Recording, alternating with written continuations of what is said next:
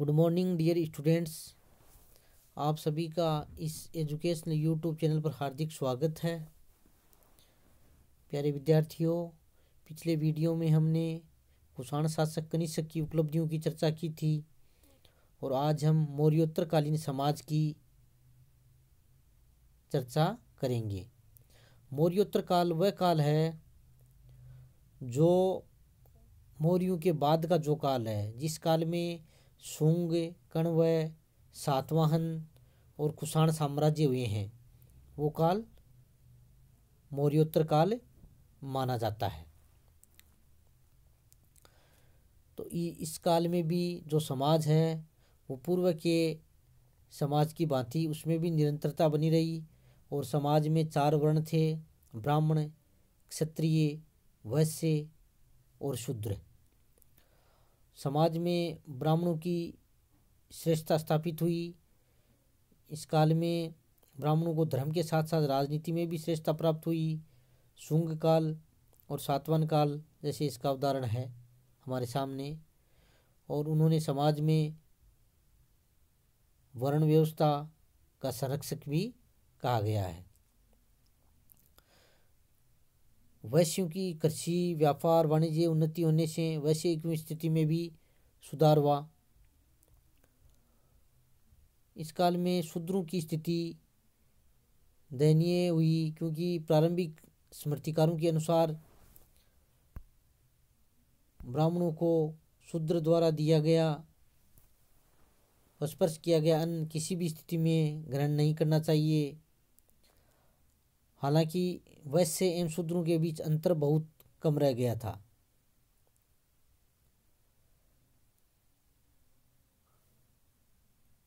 इस काल में स्त्रियों की स्थिति में भी गिरावट आई।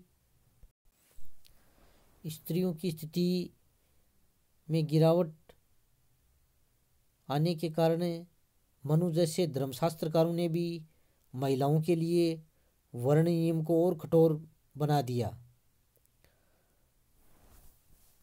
मनु ने महिलाओं को ताम्र पुरुषों के अधीन घोषित किया। तब बाल विवाह को प्रोत्साहित किया गया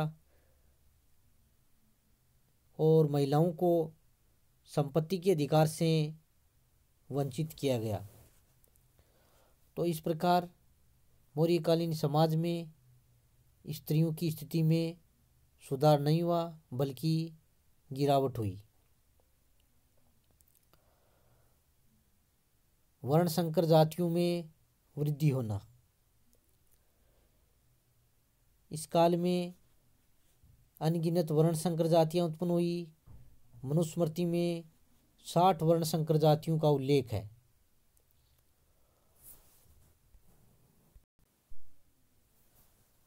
इस काल में अंतर्वर्णीय विवाहों की संख्या में भी वृद्धि हुई, जिससे यानी अंतर्वर्णीय विवाहों की संख्या में वृद्धि होने से वर्ण संकरों की संख्या में काफ़ी वृद्धि हुई, जिससे समाज में जटिलता भी पैदा हुई।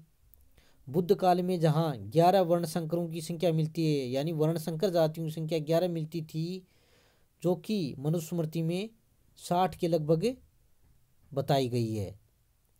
तो इस प्रकार वर्ण संकर जातियों में वृद्धि होने से समाज में भी कई तरह की जटिलताएं पैदा हुई।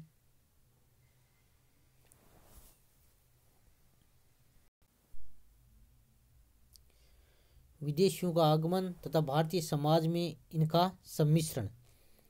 इस काल में यूनानी, शक, कुषाण, पहलव आदि अनेक विदेशियों का भारत में आगमन हुआ। इन्होंने भारत के अनेक क्षेत्रों में राज्य स्थापित कर लिया।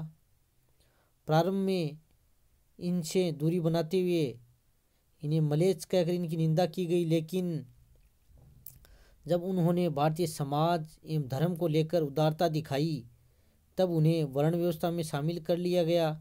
मनु ने इन्हें यज्ञ के माध्यम से विदेशियों को पतित क्षत्रिय घोषित करते हुए भारतीय समाज में इन्हें शामिल किया और इन्हें व्रात्य क्षत्रिय कहकर वर्ण व्यवस्था में स्थान दिया गया। और कौटिल्य ने चांडाल के अतिरिक्त अन्य सभी वर्ण संकर जो जातियां ही उनको सबको शूद्र माना है।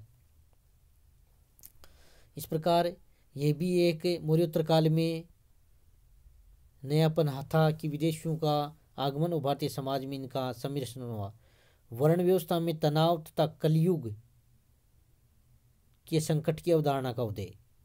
इस काल में भारत में विदेशियों के आगमन से वर्ण व्यवस्था में उन्हें कहाँ रखा जाए, इस बात पर मतभेद उभरे। इस काल में शूद्रों तथा वैश्यों द्वारा अनेक स्थानों पर कर देने तथा बेगारी करने से मना किया गया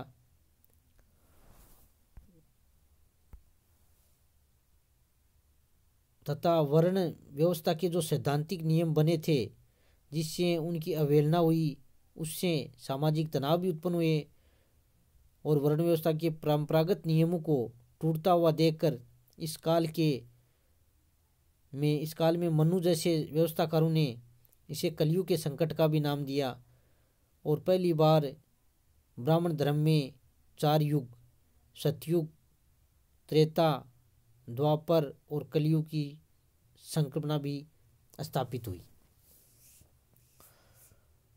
और मौर्योत्तर काल में अधिकतर शिल्पी शूद्र वर्ण में आते थे, किंतु उनके धन एवं प्रतिष्ठा में अवृद्धि हो गई थी और जो वैश्य और शूद्र हैं उनके बीच में अंतर बहुत ही कम रह गया था।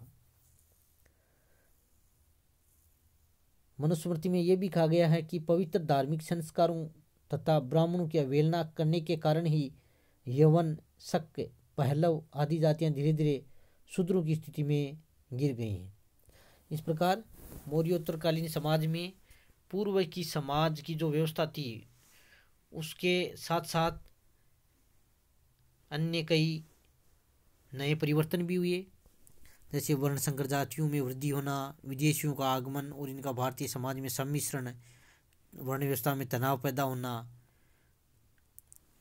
तो इस प्रकार आज हमने मौर्यकालीन समाज के बारे में अध्ययन किया है।